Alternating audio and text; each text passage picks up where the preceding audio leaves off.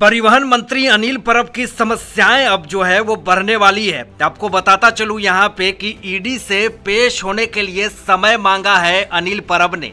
आखिर क्यों समय मांगा है अनिल परब, परिवहन मंत्री, शिवसेना नेता? ये अपने आप में बहुत बड़ा सवाल खड़ा हो रहा है। उन्होंने गैर हाजिरी पर सफाई देते हुए कहा है कि उन्हें मंगलवार को समन मिला, उस समय वह मुंबई में थे और इसलिए ईडी के सामने पेश नहीं हो पाए। अब अनिल परब ने कहा है कि उन्होंने एजेंसी को एक पत्र के माध्यम से पेश होने में असमर्थता के बारे में सूचित किया है। उन्हें अभी दूसरी तारीख पर नहीं बुलाया गया, लेकिन वह निश्चित रूप से एजेंसी के सामने पेश होंगे। अनिल परब ने यह सफाई दिया है, लेकिन ये सवाल अपने आप में बहुत बड़ा अहम सवाल हो जाता है। अनिल परब की जैसी स्थिति है और जिस तरीके से ये टाल मटोल कर रहे हैं और ईडी के समन का बार बार टाल मटोल करके समय मांग रहे हैं, ऐसी स्थिति में तो ईडी इनको घर से टांग लेगी, जैसा स्थिति इनके बयान से आ रहा है। अनिल परब ने कहा है कि विचाराधीन रिसोर्ट उनका नहीं है। परब ने कहा है कि दापोली रिसोर्ट सदानंद कदम के स्वामित्व में है,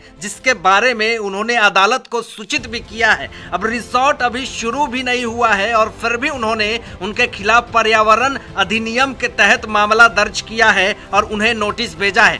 अब ईडी ने परब से संबंधित 7 परिसरों और मुंबई, पुणे और रत्नागिरी में उनके करीबी लोगों पर छापेमारी हुई है और छापेमारी में आपको बता दूं कि बहुत सारे ऐसे दस्तावेज मिले हैं जिससे कि अनिल परब की बहुत बड़ी समस्याएं जो है वो बढ़ने वाली है। अब बीजेपी नेता कृष्ण सुमैया जी ने भी अनिल परब के खिलाफ पर्यावरण, वन और जलवायु परिवर्तन मंत्रालय को कई शिकायत की थी, जिसमें आरोप लगाया गया था कि उनके दापोली रिसोर्ट ने कई तटीय CRZ नियमों का उल्लंघन किया है। अब ऐसी स्थिति में आप ही बताएं, क्या ईडी अनिल परब को गिरफ्तार नहीं करेगी? जिस तरीके से ये टाल मटोल कर रहे हैं और जिस तरीके से अपनी बात को घुमा फिरा करके बोल रहे हैं और ईडी के दफ्तर जा रहे हैं तो वहां भी गोल मोल बातें कर रहे हैं, तो ऐसी स्थिति में क्या अनिल परब की आरती उतारी जाएगी?